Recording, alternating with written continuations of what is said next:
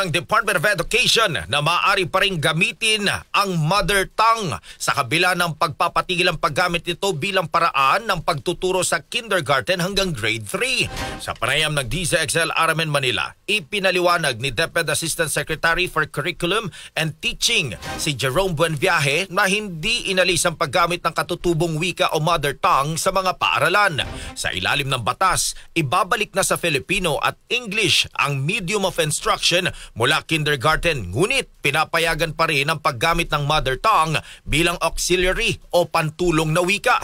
Layo ng bagong polisiya na maging mas flexible at angkop ang lengguwahe na ginagamit batay na rin sa pangangailangan ng bawat paaralan sa bansa.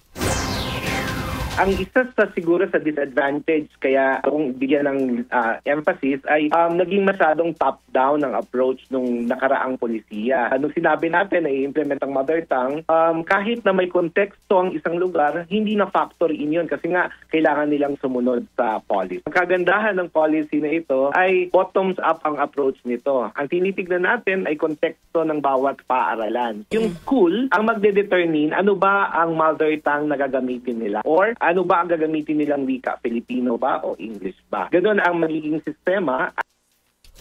Dagdag pa ng opisyal, hindi nila isinasantabi ang kahalagahan ng mother tongue sa pagkatuto, kundi inilalagay lang ito sa tamang konteksto.